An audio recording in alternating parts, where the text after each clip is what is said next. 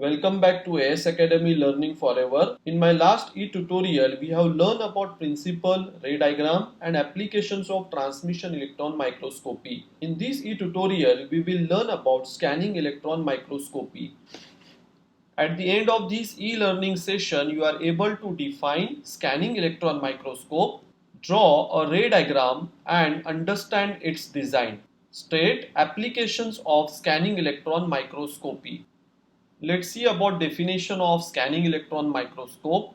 A type of electron microscope that produces images by scanning the surface of sample by using beam of electrons is called as scanning electron microscope. Basically, when electron hit atoms in the sample, they produces various signals that contain information of the surface characteristic and composition of the sample. So these electrons are measured in case of scanning electron microscope. It was first built by Van Alden in 1983. Now let's see about working principle of same, that is scanning electron microscope. Suppose if this is the sample on which narrow beam of electron it is focused. Some of these electron may absorb, some may transmitted through the sample, and some of these electron may undergo the process of the scattering. These scattered electron, they are also called as secondary electron, which are released after heating from the sample. In case of electron microscopy, we measure the secondary electron or the electron which are scattered after heating from the sample. So number of scattered electron release and their intensity, it is basically depending upon two factors. First parameter is surface characteristic, it is also called as surface topography, and second is composition of sample. Now let's see how it is related to surface characteristic and composition of sample. Suppose if you are having the specimen with uneven surface, some of the surface of the sample it is more bumpy, whereas some of the surface of the sample it is less bumpy. When electron hit the sample with more bumpy portion, there is less absorption of the electron. So less is the absorption of electron. And remember that if there is less is the absorption of the electron, more will be the scattering of electron. Whereas when electron hit the sample with less bumpy portion, in such case more will be the absorption of electron. And since there is more is the absorption of the electron, what will happen to the scattering? Scattering of electron will be less. Now depending upon surface characteristic of the specimen or the sample, there will be more or less scattering of the electron. So this is how there will be release of more or less number of the scattered electron or secondary electron which are measured by the scanning electron microscope. Now let's see how it is related to composition of the sample. So there could be possibility of presence of two type of component in the sample, the components with heavy atom or component with light atom. We know that when electron hit the sample with heavy atom, there will be the more absorption. So more is the absorption when electron hit the component of the sample with heavy atom. Whereas when electron hit the component of the sample with light atom, there will be a less absorption. So since here there is more is the absorption, what will happen to the electron which are scattered from the surface?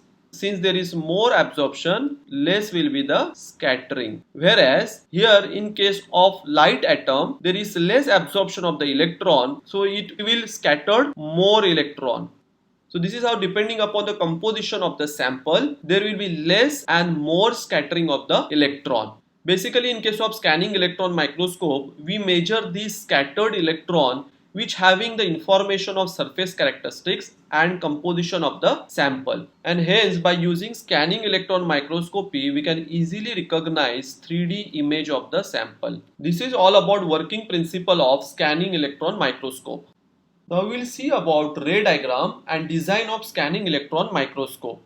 The first most important component of scanning electron microscope, it is metallic shield which ensure vacuum inside scanning electron microscope. Let's see about other component of scanning electron microscope. First is electron gun, which consists of tungsten filament to generate the electron. There is limiting aperture which help in formation of narrow electron beam. Then condenser lens, followed by that there is objective lens, and at the end there is stage to hold the sample. In addition to this, scanning electron microscope consists of electron collector, or it is also called as electron detector, amplifier and TV screen to project the image of the sample. Let's see about its working. In scanning electron microscopy, the electrons are generated after heating the tungsten filament which is present in electron gun. So after heating this electron gun will generate and release the electron. Now this electron beam which is released by the electron gun, it is further narrowed by using limiting aperture, and the specimen is subjected to this narrow electron beam. When this electron beam hit the sample, so some of the electron may absorb, some may transmitted, and remaining electron will be scattered. So these scattered electrons which are released from the surface of the specimen, it is also called as secondary electrons. The intensity and number of these secondary electrons or scattered electrons which are released from the surface of the specimen, it is depend on the shape and chemical composition of the sample. These secondary electrons collected by the electron collector, it is also called as electron detector. It will generate an electron signals. Electron signals which are detected by the scanning electron detectors are further amplified by using amplifier, and then it is scanned in the manner of television system to produce an image on a cathode ray tube, and due to that image of the object, it is visible now on this TV screen. So this is how scanning electron microscope its work. Let's see about application of scanning electron microscopy. First important application, scanning electron microscopy give three-dimensional view of an object. So it is only the microscopic techniques which help us to see three-dimensional structure of the image. Since it helps in formation of three-dimensional structure, the surface topography of the specimen can be reviewed with the clarity and depth by using scanning electron microscope. Next application, it is in the pharmaceutical field where scanning electron microscopy is very useful in studies which is associated with surface characteristic of drug particles and morphological studies of antibiotic producing microorganism and their spores. So now we have completed about electron microscopy. In last session we have studied about transmission electron microscope, and in today's session we have studied about scanning electron microscope. Although both these techniques of electron microscopy having wide application in pharmaceuticals and many biological sciences, but at the same time it also having limitation. So let's see what are the limitation of electron microscopy. First limitation is the specimen being examined is in a chamber that is under very high vacuum. So it is compulsory both in case of transmission electron microscope and in case of scanning electron microscope to do the examination of the specimen in a chamber that is kept under very high vacuum.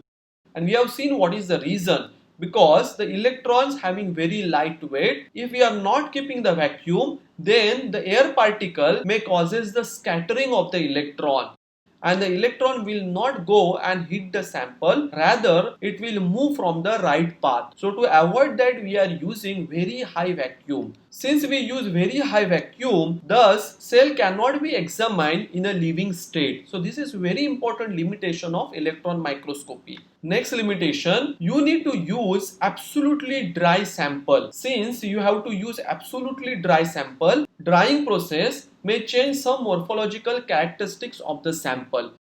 Since electron having very low ability to penetrate the sample, thin section are required to observe internal structure of the cell.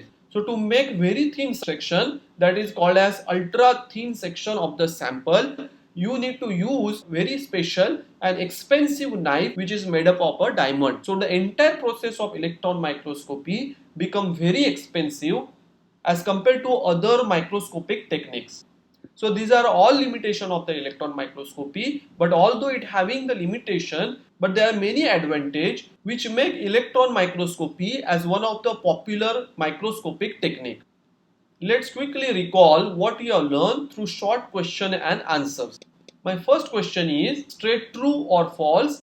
Transmission of electron is measured in scanning electron microscopy. Is it true? No, it is false, because we measure scattering of electron in case of scanning electron microscopy, whereas transmission of electron is measured in case of transmission electron microscopy.